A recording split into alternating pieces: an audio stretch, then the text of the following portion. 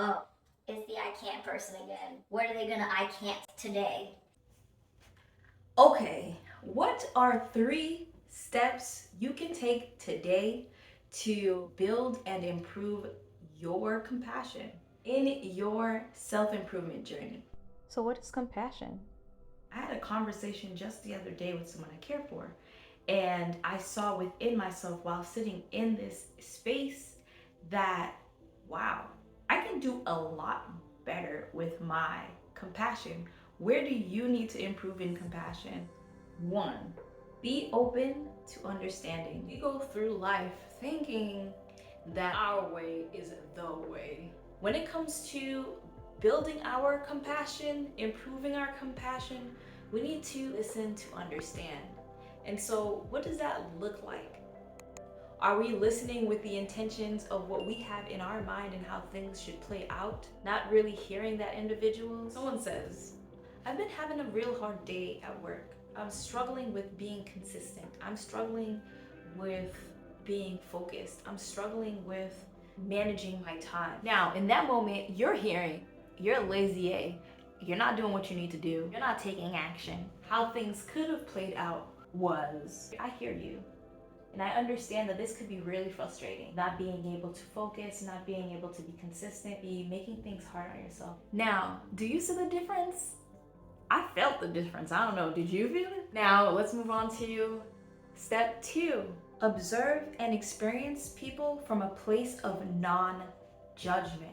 We may have experienced someone doing the same thing over and over and over again, especially when it annoys the heck out of you.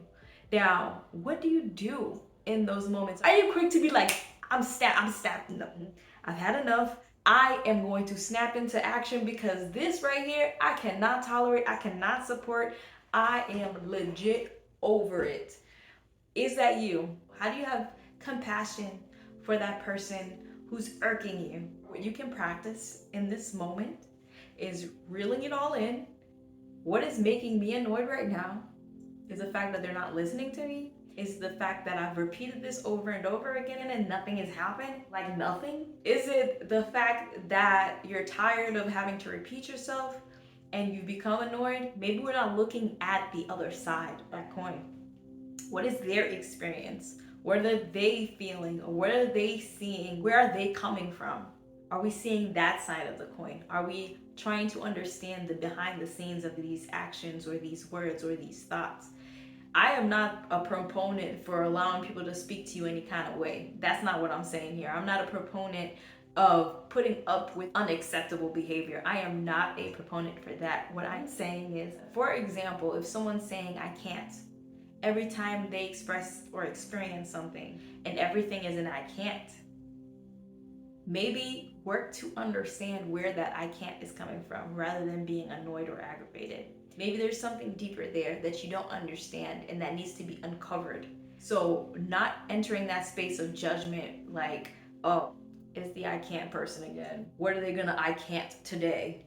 It's not that. It's more of, okay, I'm hearing this person say I can't. They must be dealing with something really pressing or really heavy on them that has been holding them down for so long that now this word I can't or this phrase I can't is covering them, is surrounding them. Let me understand what this I can't is coming from.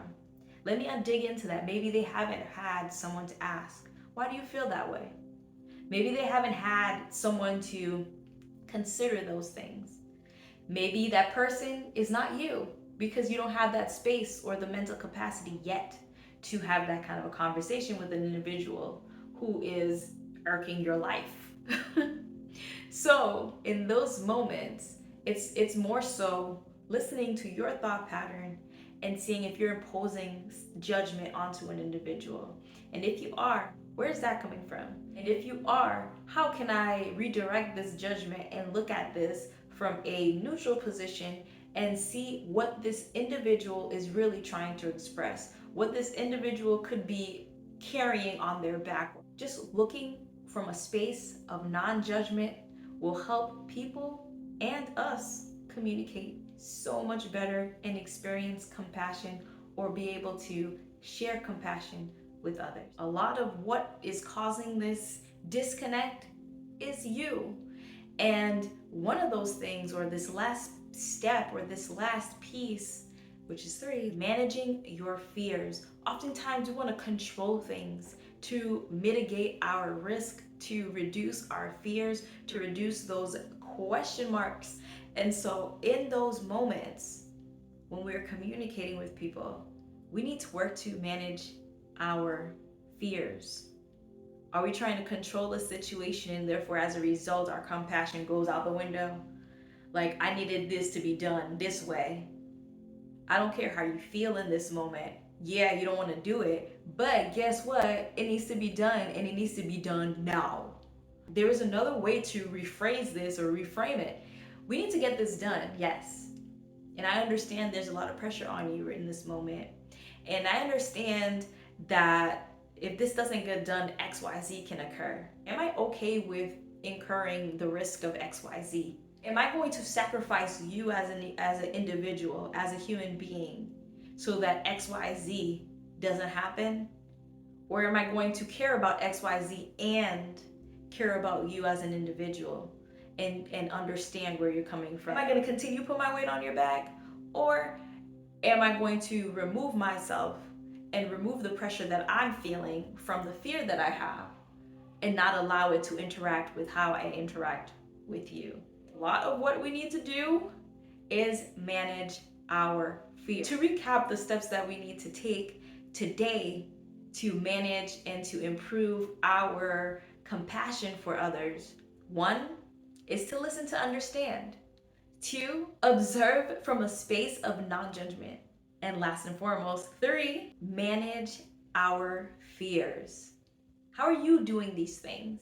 I encourage you to try these 3 things and see how it impacts your day.